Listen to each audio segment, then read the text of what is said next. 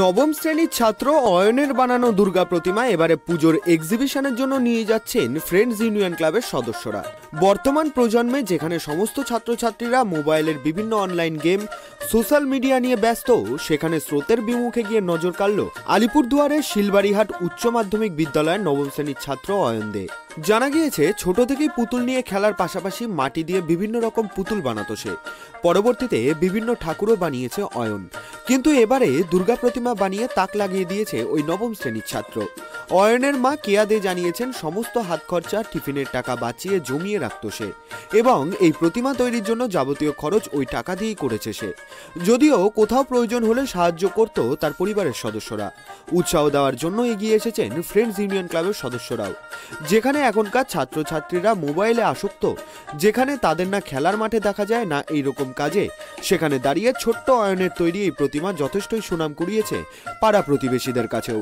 বর্তমান জেনারেশনের ছাত্রছাত্রীরা যাতে এই সমস্ত কাজে উৎসাহ পায়, সেই কারণেই অয়নের তৈরি দুর্গা প্রতিমা এবারে ফ্রেন্ডস ইউনিয়ন ক্লাবের এক্সিবিশনে রাখা হবে বলে জানিয়েছেন ক্লাবের কর্মকর্তারা। আমাদের তো খুব ভালোই লাগছে, এতদিন ব্যাপারটা খেলা খেলা করে কেটে গেছে, কিন্তু আজকে ব্যাপারটা গুরুত্ব পাচ্ছে দেখে আনন্দিত, ভালো লাগছে। আর নিজেরা উৎসাহ পাচ্ছে, ও উৎসাহ পাচ্ছে, ভবিষ্যতে যাতে আরো ভালো করতে পারে চেষ্টা করব, ওকে সহযোগিতাও করব। এখন জানি না কি হবে, পড়াশোনার মাঝে বকুনি ঝুকুনি খেয়েও কাজটা চালায়, ওর মন থেকে ভেতর থেকে ব্যাপারটা আসে। তার জন্য এখন আর বকাবকি করি না, আর এখন যা করে দেখি ভালোই করে। ভবিষ্যতে যদি ও চায় এটা নিয়ে এগোতে, আমরা ওকে সাপোর্ট করব। আচ্ছা, এবার এর আগেও কি আপনার ছেলে এরকম বানিয়েছে? হ্যাঁ, এর আগেও আরো অনেক কটা প্রতিমা বানিয়েছে, কিন্তু সেগুলি কোথাও না, সেগুলি কোথাও সেরকম ভাবে শো করিনি।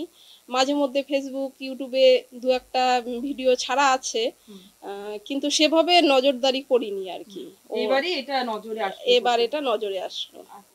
মানে আমরা তো ক্লাবের যেই জন্ম থেকে শুরু করে এই পর্যন্ত আমাদের ক্লাবের বিভিন্ন আমরা খবর পেয়েছি, কিন্তু এই যে খবর, এটা ও একটা নতুন জিনিস আর কি। আমরা খবর পেয়ে যে এই জিনিসটাকে কি করা যায়, তখন আমরা ওকে উদ্বুদ্ধ করার জন্য আমরা ক্লাবের তরফ থেকে আমাদের যেহেতু শারদ উৎসব চলছে, সেখানে আমরা এক্সিবিশন করতে চাই। এটাকে প্রদর্শনী করলে পরে ওর মনটা ভালো থাকবে এবং এলাকার মানুষ জানুক যে পরিশ্রমের যে কি ফল সেটাও পেয়ে যাবে। এবং ওর শিল্পী সত্তা আমরা খবর নিয়েছি এবং শুনেওছি, আমরা মাঝে সাঝে আসি বাড়িতে, অনেকেই ওই পুতুল নিয়ে খেলতো, কিন্তু এখন যে এই বড় ধরনের কাজ করতেও চাইছে, এটা কিন্তু আমরা খুবই এই বিষয়টাকে আমরা নিয়ে যেতে চাই। আজকে অয়ন হচ্ছে স্রোতের বিমুখে চলছে, যেখানে সবাই আসক্তিতে জড়িয়ে পড়েছে, ও অভিনবত্ব এনেছে, তো এটা তাকে তো অ্যাপ্রিসিয়েট করতেই হবে। মানে ও যেই কাজটা করতে পেরেছে বা করবে আরও ভালো করে, আমি যা দেখলাম আর কি, তাতে তো যারা মোবাইল নিয়ে আছে তাদের চিন্তার বিষয় যে ওরা কি ভাবছে।